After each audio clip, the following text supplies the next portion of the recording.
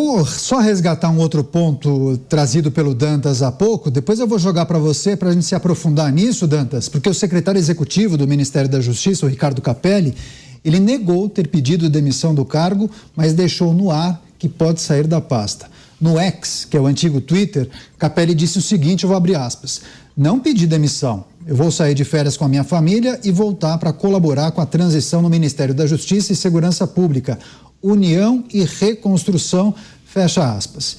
Isso porque havia expectativa de que Capelli pudesse deixar o ministério sob comando de Lewandowski. Hoje pela manhã, o secretário executivo adjunto do Ministério e braço direito de Capelli, o Diego Galdino de Araújo, foi demitido do cargo.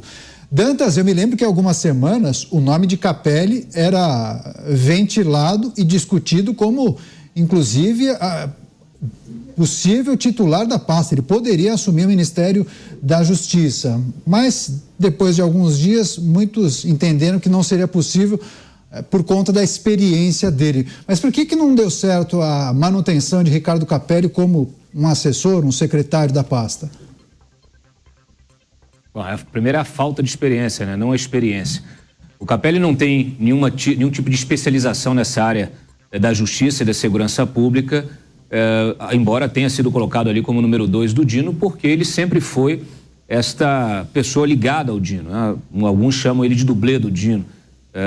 Virou meme, né? uma audiência pública do Flávio Dino no Congresso, em que o Flávio Dino falava e ele estava numa posição atrás, falando, como se estivesse repetindo a frase, ao mesmo tempo falando junto com a boca dele se movia, falando como se ele estivesse falando aquilo que o Dino estivesse falando. Então, isso viralizou aí nos grupos de WhatsApp dos políticos e todo mundo ficou questionando, afinal de contas, quem é o Capelli, né? O Capelli, ele se utilizou, né, dessa interinidade para se projetar a sua imagem, tem usado as redes de forma eloquente também para projetar a sua própria imagem. Eu acho que isso é ruim, não eu que acho, né? Quem resolveu não mantê-lo também acha. Afinal de contas, quando você ocupa um cargo institucional, você tem que ter muito cuidado com o uso dessas redes sociais, né? Ainda mais um cargo, né, de ministro ou de secretário executivo do Ministério da Justiça e da Segurança Pública. Então, ele não tem a especialização dele, ele é um jornalista, a especialização dele é de administração pública, ele não tem nenhuma intimidade com o setor. Ele agora vai fazer a transição e depois vão tentar reacomodá-lo em virtude justamente dessa relação que ele tem com o Flávio Dino. Mas o PT não quer ver o Capelli por perto, quer ver o Capelli longe, né? Então isso é uma briga interna do partido, do presidente Lula com o partido do Flávio Dino. Então eles que se entendam. Eu queria aproveitar aqui, Daniel, para falar um pouquinho da perspectiva daquilo que o Lewandowski pode fazer em relação ao que o Lewandowski pensa sobre esse setor, justamente essa política pública de segurança, né? Ele já se manifestou em diversas vezes, né? Quando ele presidiu o Supremo, foi presidente do CNJ, já escreveu diversos artigos. Então ele é favorável, por exemplo, ao desencarceramento. Ele critica o fato de você ter 800 mil, uma população carcerária de 800 mil pessoas. Ele diz, inclusive já disse, que 40% disso, desse contingente é de presos provisórios. Então ele acha que é preciso mudar essa realidade. Os presos provisórios precisam ter um regime diferenciado, tornozeleira, regime domiciliar. É preciso dar um outro regime que não seja a prisão no presídio junto com líderes de facções e outros criminosos de alta periculosidade. Também, do seu entorno ali, há uma tese de se criar, de se construir um presídio em cada unidade da federação, para que não haja essa briga entre os governadores, né, de você mandar um presidiário de segurança máxima para o teu estado, você não quer, porque tem um presídio de segurança máxima federal ali, mas você não quer receber, e aí não tem para onde mandar, se mandar para outro, o outro também não quer receber. Enfim, a gente viu, inclusive, esse assunto surgiu ontem em relação à região nordeste, né? E aí eles, de fato, há esse entorno Lewandowski, que eles defendem que se mude essa realidade dos presídios, que cada estado tenha o seu próprio presídio e guarde os seus próprios criminosos, né? E tenha responsabilidade sobre os seus próprios criminosos.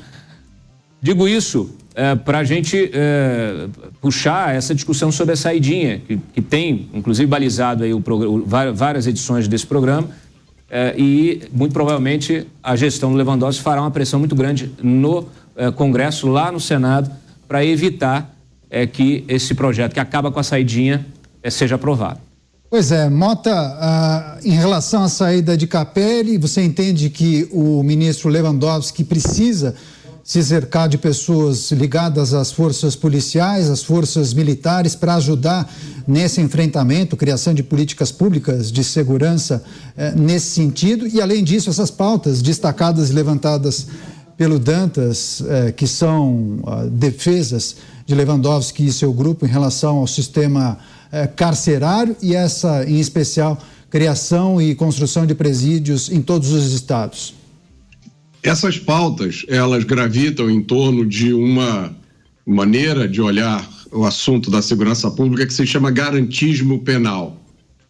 Significa uma obsessão na proteção dos direitos do criminoso preso, do criminoso violento, porque alguns criminosos ficam fora dessa proteção, como a gente viu recentemente aqui no Brasil.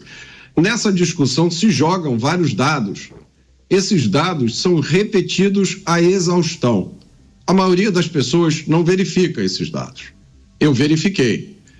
A explicação desses dados está no meu livro A Construção da Maldade, com todas as referências. Então vamos pegar 2 dos dados que são mais frequentemente colocados, né?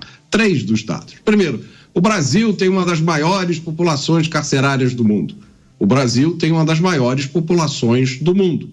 Se você pegar a população carcerária de forma proporcional à população do Brasil, o Brasil está na 23ª posição em presos por 100 mil habitantes. Primeiro vem os Estados Unidos, o país dos mais seguros do mundo. Depois vem Cuba, por exemplo. Cuba, a última vez que eu olhei, estava em 7º lugar. E vários outros países. O Brasil está lá na 23ª.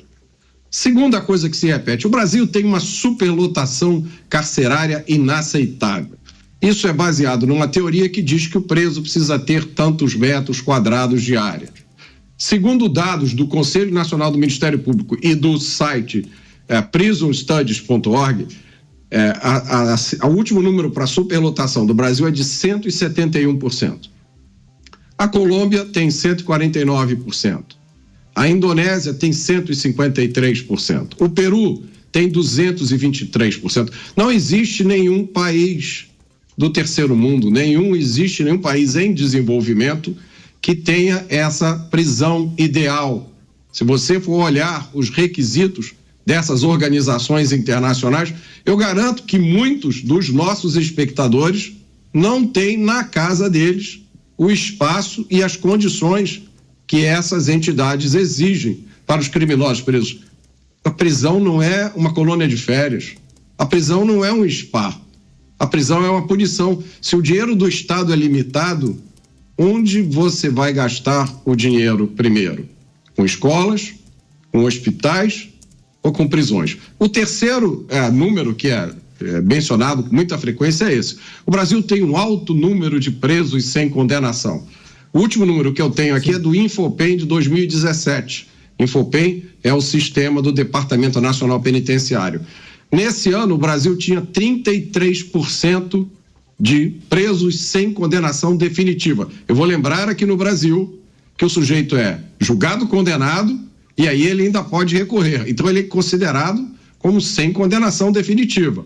Ao contrário, por exemplo, da Europa, dos Estados Unidos, onde o preso sem condenação, é um preso que nunca foi julgado nem condenado. Então a gente está comparando coisas diferentes, tá? Mesmo assim, vamos lá. O número do Brasil naquele ano era 33%. Esse número, em 2017, era menor do que o da Suíça, do Canadá, da Bélgica e da Dinamarca. Nesse ano, em 2017, o Brasil estava na 89ª colocação no mundo em percentual de presos provisórios. E aí vem aquela história, o Brasil prende demais, é um super encarceramento. Eu vou sugerir o seguinte exercício para vocês, só para encerrar o meu comentário. Sim. Você vai dar uma festa na sua casa para 1.000 pessoas. Aí você compra bebida, cerveja para 1.000 pessoas, mas você vai colocar isso num frigobar. O que está acontecendo ali? Um super encervejamento. Não, as pessoas vão dizer, não, mas não pode. Não cabe aqui, claro que não cabe, companheiro. Você está lidando com um dos países com a maior taxa de homicídio do mundo. 1 milhão de pessoas mortas nos últimos 20 anos. Tem bandido saindo pelo ladrão, desculpe o trocadilho. É preciso muito mais vagas, mas não se pode construir vagas. Não se pode construir novos presídios, porque a prisão não ressocializa. O importante é ressocializar. Como não se constrói novas prisões, as que existem são sempre lotadas. E aí, as pessoas tiram esses números da cartola, e a maioria de nós, se eu não tivesse mergulhado nisso, eu jamais ia saber dessas coisas que eu estou dizendo para vocês. Então, eu compreendo. Por isso que é importante aqui a gente trazer esses assuntos, colocar os argumentos e refutar. Repito mais uma vez. No meu livro, A Construção da Maldade. Esses dados estão todos lá com a fonte. É só olhar, clicar e se informar.